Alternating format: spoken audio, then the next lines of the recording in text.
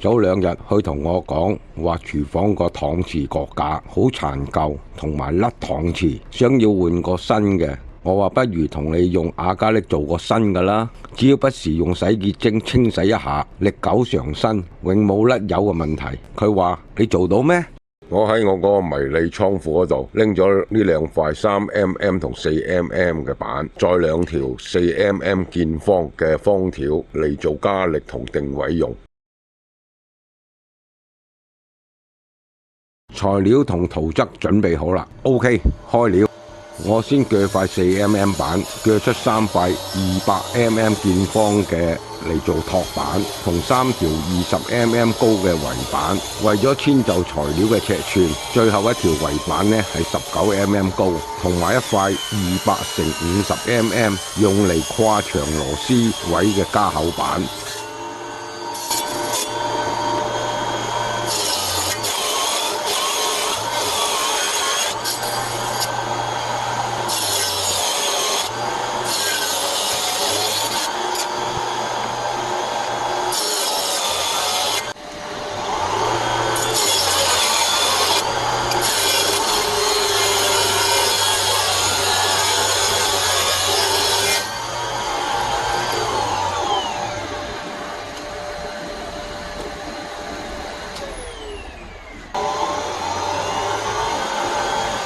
之後鋸塊3mm 板嚟做托架嘅背板。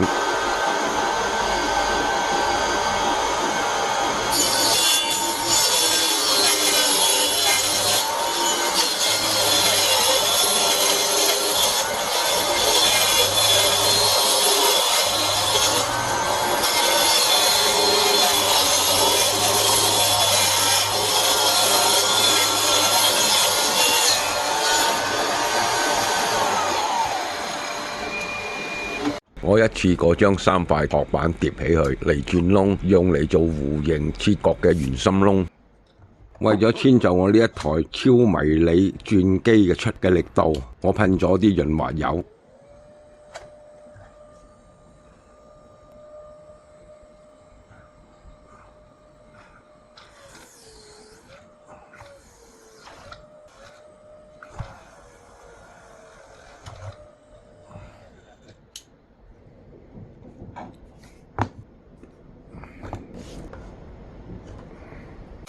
我將呢托板放喺個組裝收邊機嘅上面，將直角位切割成弧形。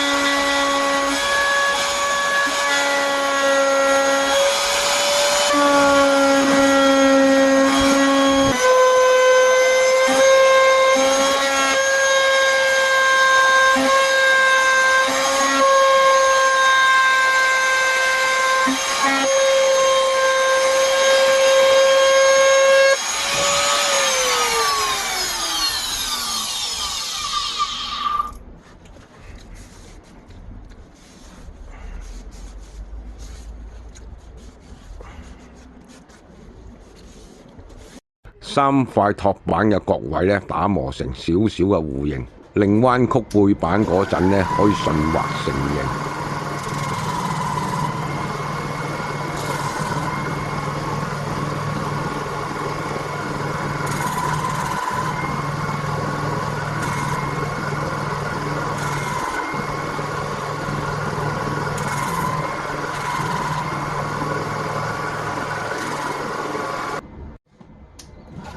同樣螺絲加厚板兩邊咧都要打磨。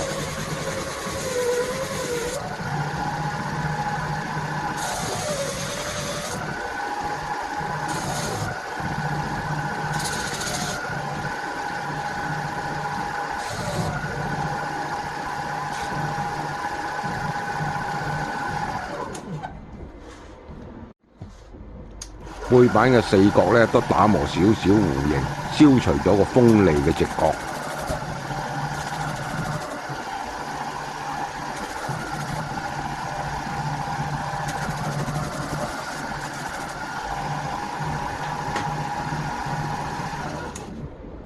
板材已經準備好晒啦。我拎出我個迷你焗爐，用呢個焗爐嚟燒隻火雞或者有啲勉強，但仍然可以一次過放入呢3塊圍板。我用塊銅片做承托，用鋁片同鋼片都得。總之唔好直接將亞加力放喺燒烤架嗰度，後果會一塌糊塗。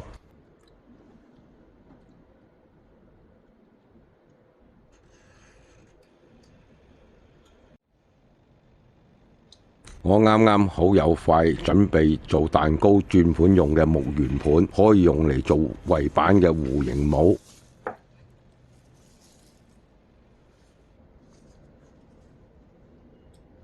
喺圍板受熱軟化之後，用紙墊放喺圓盤嗰度，再用收緊夾固定佢。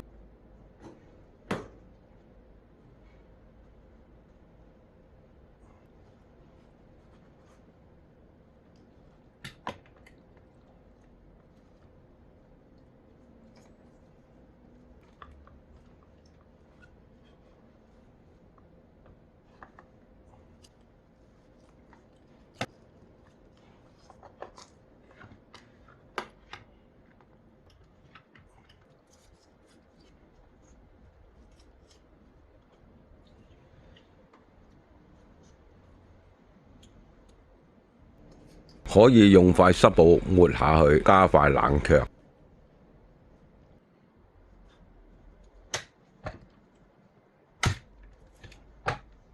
圍板冷卻後成為弧形，可以黐喺塊托板度。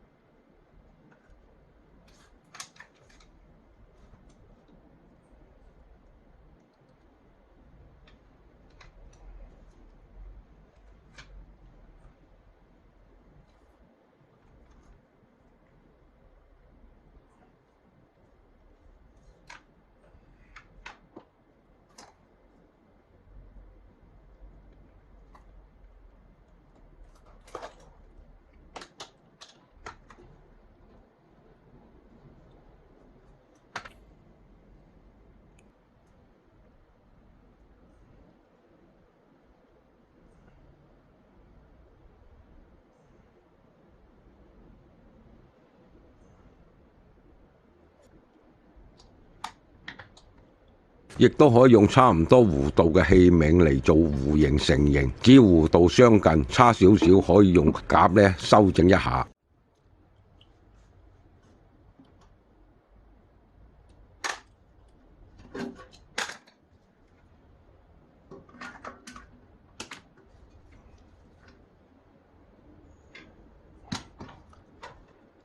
加熱亞加力要睇住，同埋寧願用慢火加熱，急速加熱或者過分加熱都會造成氣泡同埋損壞塊亞加力。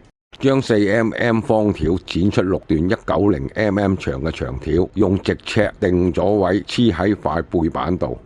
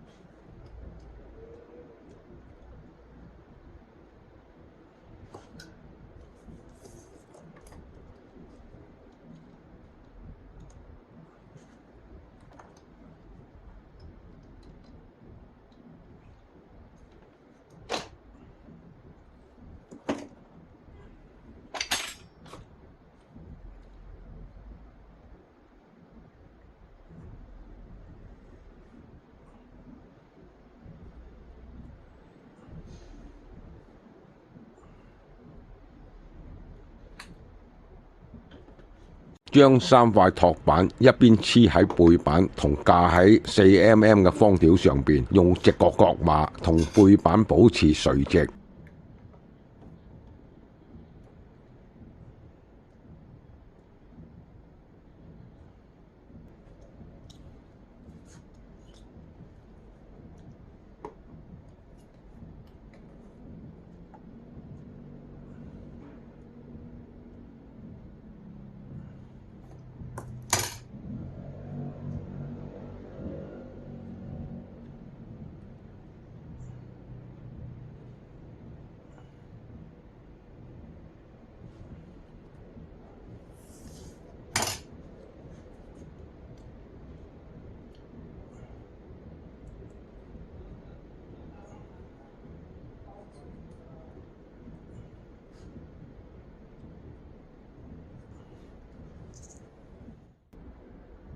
3塊托板黐好咗，我可以放喺我個24W亞加力熱彎機。背板需要彎曲嘅位置軟化後，彎曲背板。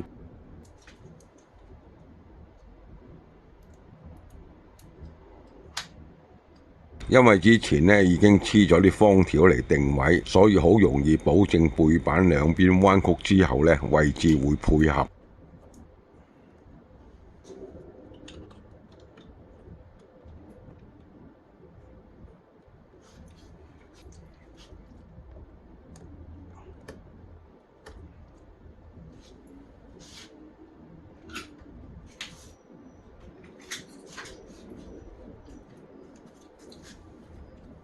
再將3塊托板嘅另一邊呢黐實塊背板，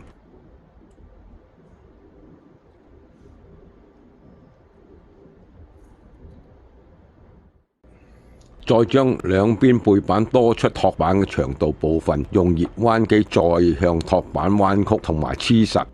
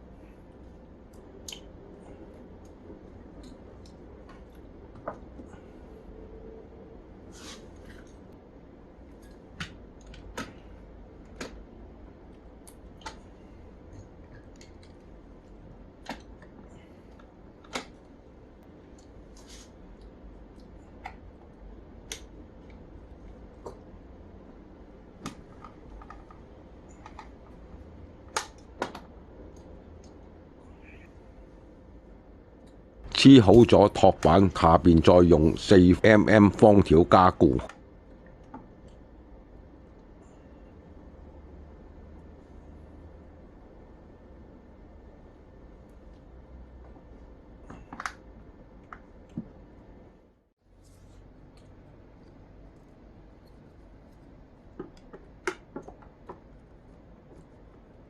將已經轉咗跨牆螺絲窿嘅4mm 加厚板黐喺塊背板度。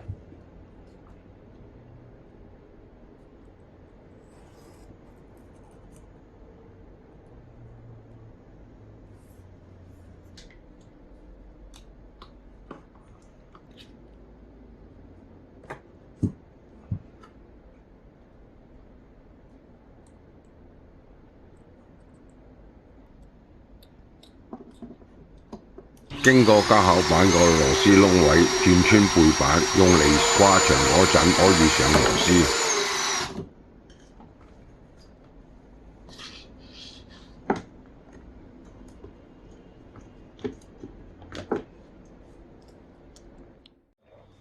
最後嘅工序就係用火機拋光所有外露嘅邊緣，令佢唔會戒到手。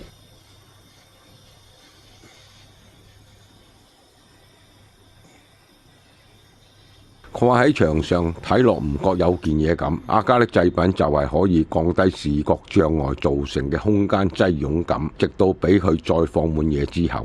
所以阿加力製品唔一定係用嚟客廳嚟擺啲以為精美嘅嘢，其實都可以用嚟做啲其他日常嘅器具。